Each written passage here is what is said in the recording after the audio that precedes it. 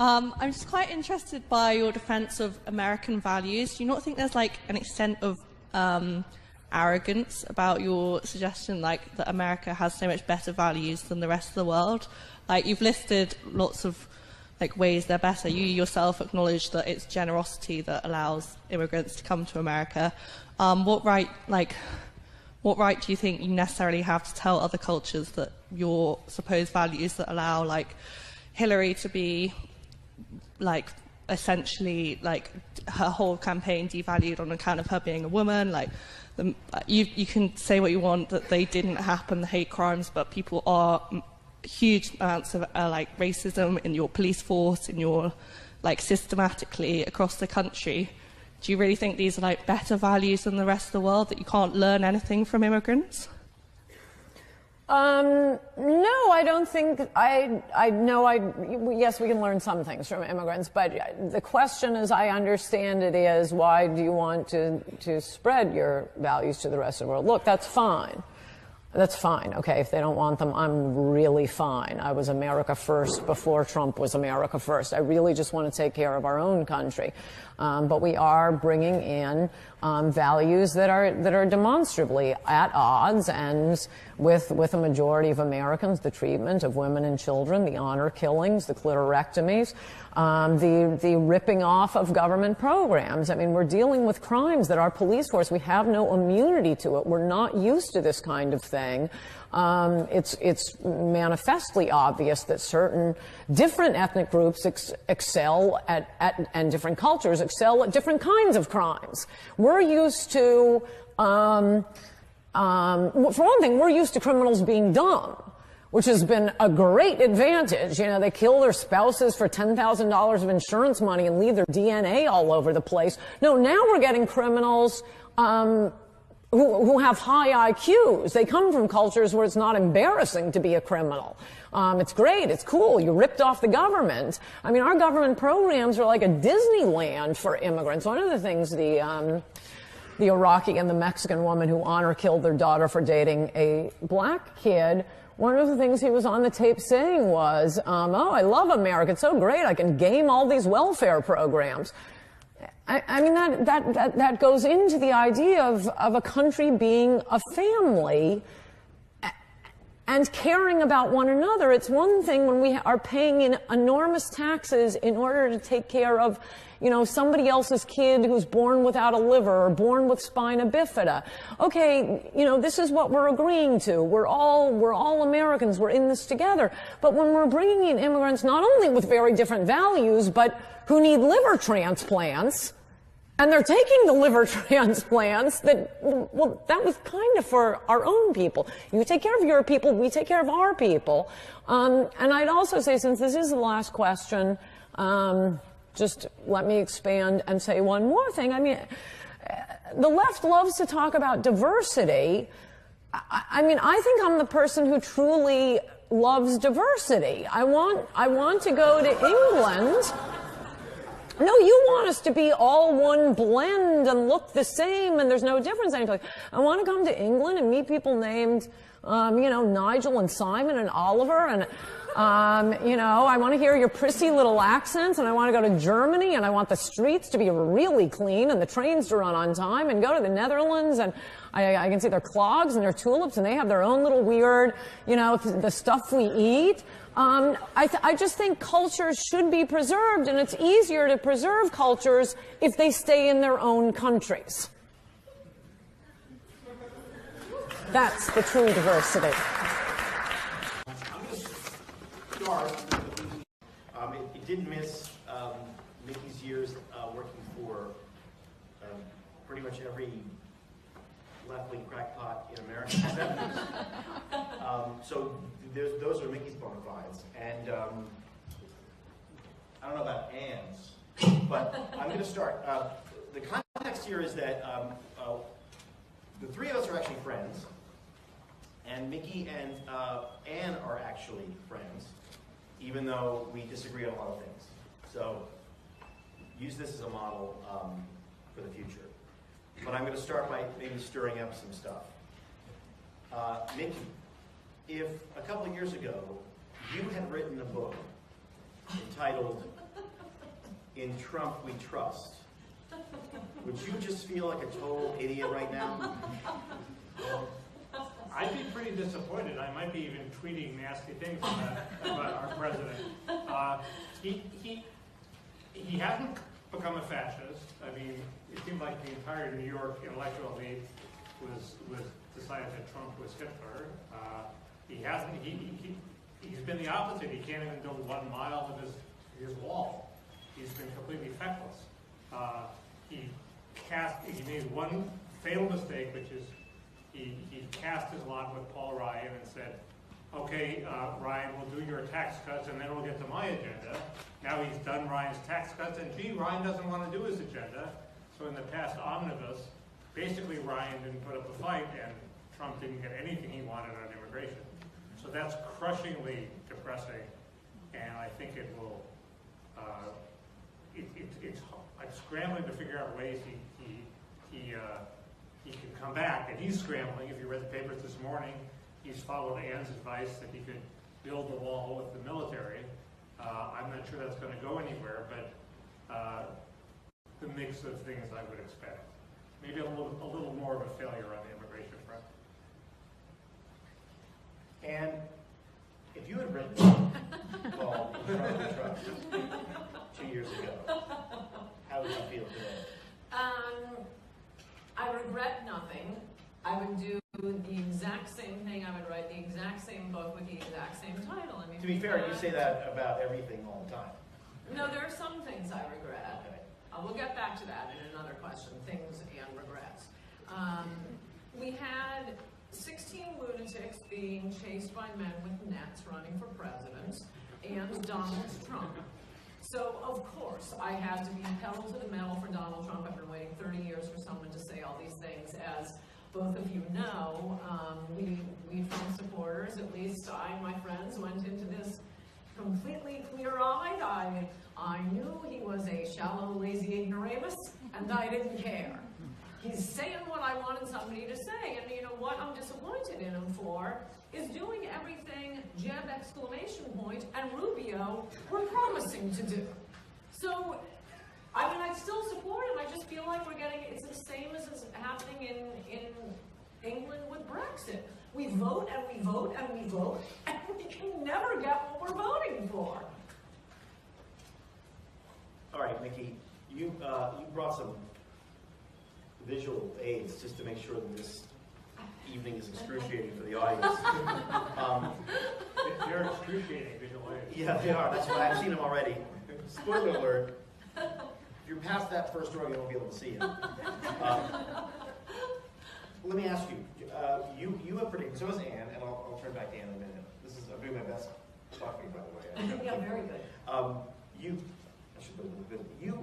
You have said immigration is the most important issue. Right. You have been ringing, alone on your side, I mean, whatever your side is these days, alone you've been saying, unless we take care of our immigration policy and address it is highly likely that we will not do those things that you wanted us to do. Illegal immigration has gone down under Trump. Well, it went down under Obama, too. No, Not it really. surged toward the end. So it was the high was under Bush and Clinton, and it's gone down since then. But the Trump effect is such that people were discouraged from coming illegally. That's starting to go back up as people realize Trump's a paper tiger, and the economy is very hot. People come for jobs, so we expect there to be a surge in illegal immigration. But I guess I can explain why I care about immigration. That's what I mean. Okay. Why do you care about it, and then why, if you're going to ring the alarm bell, as you have, I mean, Ann is, I think, running louder, but you will just start small and we'll go. All right. If you're going to ring the alarm bell and it's not going to happen, how much trouble are you in? I wrote a book at the start of the Clinton administration called "The End of Equality," which basically says we have capitalism. Capitalism creates inequalities. We really shouldn't care about how rich they're. What we really should care about is social equality, which is we are equal in the eyes of each other. We're treated as equals. We consider ourselves equal no matter how much money we have. And that sort of should be the goal of liberals. And there was a sort of Clintonian consensus that That's great. We're going to deregulate. We're going to make work pay. It'll all work out. We'll have free trade. We'll have some immigration. But then something happened. And the main thing that happened is in one of my fabulous charts. This is which I guess you won't be able to see, but I'll describe it to you. Hourly wages starting from an equal.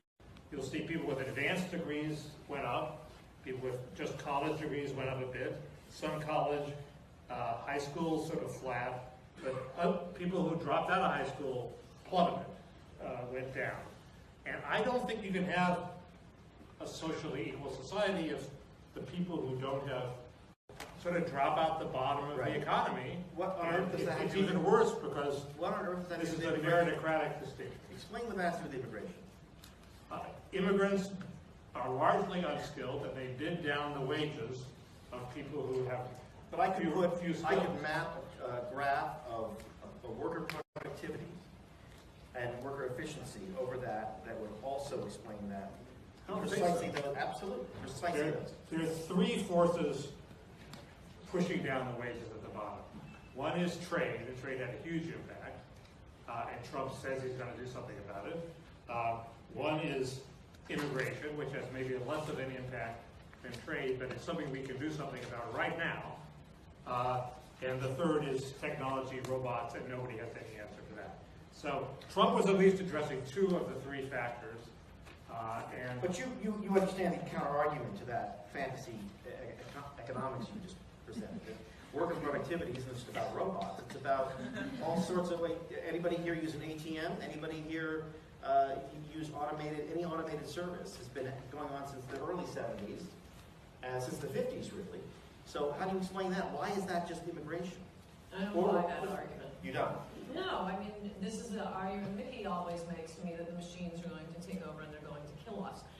Meanwhile, my Roomba can't even, clean the floor without getting stuck on the couch, so I'm not worried about them killing us yet. But since the beginning of humankind, man has created wheels and tools, and no, it just frees up time for us to do other things. It's never been the case what he shows in his charts. And I would also add what state in the union has the worst income inequality. California, where immigration is most advanced.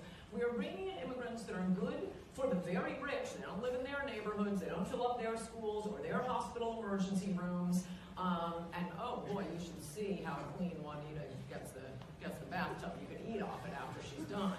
So it's all good. No, I'm sorry. The people who are bringing in Juanita, the maid, and underpaying her are the racists. You are a moron.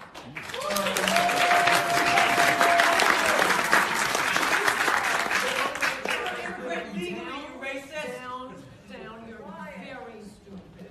You can't argue with stupid people.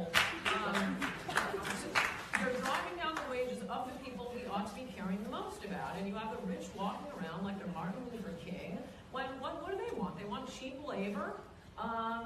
They want to make more money, and that's why, and I think the state with the least income inequality is Utah. Coming in to do the low-wage work, you have poor people getting poorer and poorer. You buy that? Yes, I mean there's a big debate on the effect immigration has on wages. The lower bound is 3%. The upper bound is maybe 10, 12%. It's not a big range, but the arrow points in the wrong direction. They're hurting low-wage workers. So the Democrats' platform is, we will only fuck you 3%. Okay? That's not, and Trump's platform is, we will unfuck you that 3%. So Trump won the election. I don't think you can have a socially equal society if this chart keeps going down. One of them? No, it's also true.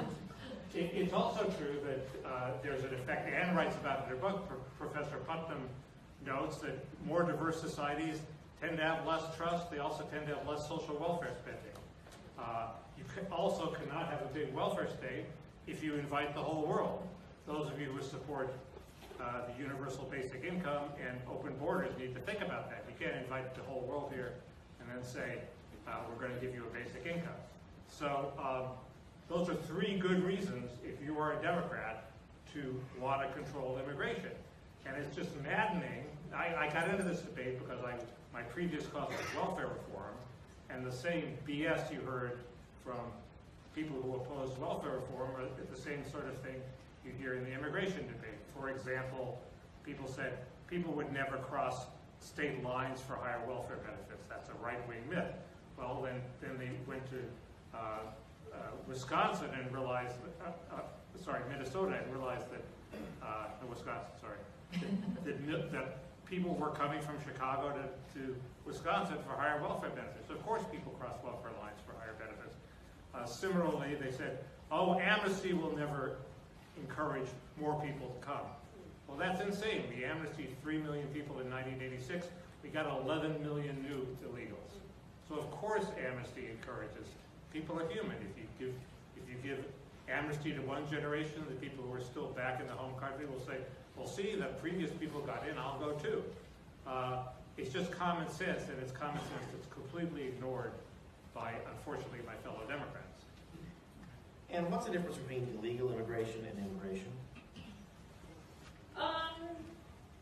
Not much these days. There are even lower wage workers, the illegals coming in, I mean, in terms of the effect on society, and it's always driven me crazy that my party, Republicans, they make a really big point of saying, oh, we're only talking about illegal, only talking about illegal. Well, I don't know, when legal immigrants are low wage and poor and consuming massive amounts of government welfare, it has the exact same wage depressing effect. It has the exact same effect on communities. A lot of the legal immigrants coming in now are finishing, as the federal judge wrote, Judge Cannon in the Dreamer case, he said they're just completing the cycle of the cartel. We're shipping them in, and then you get the anchor babies. So you now have American citizen members of these drug cartels. The drug issue, which Trump, sort of kicking and screaming, did finally start bringing up during the campaign, and to great effect in New Hampshire, huge heroin problem. I would recommend you read Sam Quinones's book, Dreamland. He was an LA Times reporter, very good reporter. I don't know if you've read it. It's a fantastic book. You won't be able to put it down, but it's all about the heroin, the opioid crisis. And as he documents, I think beyond dispute, the heroin problem is a problem of having an open border. It is all the Mexican cartels right now. Well, that isn't affecting the rich. That isn't affecting Park Avenue or Nob Hill or Beverly Hills or wherever you live, Rob. Not affecting you. Comes from the Middle East. Oh my gosh, you've got to be smarter. And you've got to be less racist. You are an immigrant too once. Your family were immigrants too. Just because you're white doesn't make you better. Well, Be less racist. The United States shipped opium from Yes, you have got to start taking our land. let me ask you this. This is all a problem of the border being wide open, and it isn't Nob Hill, it isn't Park Avenue. It's going to these communities throughout America. I mean, the number of people dying every year from heroin overdoses and fentanyl overdoses every year is more than died in the entire course of the Vietnam War. I mean, this is an attack on our society, and to have Donald Trump, who ran on one set of issues, decide to go to Mar-a-Lago rather than veto the spending bill, yeah, it's a little disappointing. Mickey, what's the difference between illegal immigration and There's no difference as far as wages goes, but if you're going to control immigration, you have to say this immigration beyond this certain level, which we set democratically, is illegal. So you have to be able to enforce the laws against people who come here illegally, otherwise you have no control over the problem. The depressing thing is, there are 4 or 5 things you got to do to control it. One is, I'm all for the wall. I have to buck up people in the Trump administration sometimes who have their own doubts about the wall. I think like Trump. Walls work everywhere they've been tried. They work in Israel. They're building a huge one in Saudi Arabia. There's no reason to think walls won't work. You have to do something to control people who overstay their visas, which is now possible with computers. You have to have some computerized check of people who go to work so the employer can see if they are legal and not hire them if they're illegal. None of that stuff happened in the budget. Trump got shut out. It's like he played a whole basketball game and didn't score a field goal. It will be studied in political science courses. How could somebody blow it this big? And so none of the things you have to do to make illegal immigration illegal happen, and that's why illegal immigration is important. If you're going to get control, you have to have some law. All right, so you have a window, a month, political window, say. What's your dream immigration policy in the United States? Everything Trump campaigned on. Build a wall, and isn't that magnificent book, Adios America? Build a wall. I think we need an immigration moratorium to dust off the books, assimilate the immigrants already here, get their wages up. Rather than, right now we're doing the sorcerer's apprentice thing. We're bringing in another 2 million every year while trying to assimilate the ones who came in the year before and the year before and the year before. I think it's worth pointing out the people this hurts the most, and it's been pointed out in study after study after study, are African Americans and Hispanic Americans, the ones who came in last year and the year before that and the year before that. Sorry, you poor voiceless Americans. Nancy Pelosi wants to pay her maid even less. Immigration moratorium, wall, and deport illegals. I mean, as Trump said during the campaign, we're a country or we're not. And to be we're the greatest country in the world. Try calling up any other country in the world, even one Trump would call a shithole. Call up their embassy and ask them. Say, I'd like to come live in your country. I don't speak the language and I don't have any skills. I have no money to bring. But I hear your country doesn't get that cold and I like the food. If I come in with my boyfriend and we can't make it, would you guys mind cutting us a check once a month? They'd say, no, not so fast, Skippy. Any country would say that. Whereas our immigration policy, the greatest country in the world, is anyone who lives within walking distance. That's insane. We ought to be using immigration policy to get our average up. They ought to be smarter than us, better looking than us, better dancers, better athletes. We want to raise our average. This crazy idea that it's not fair to use our immigration policy, just another immigration or government policy. It's just another government policy.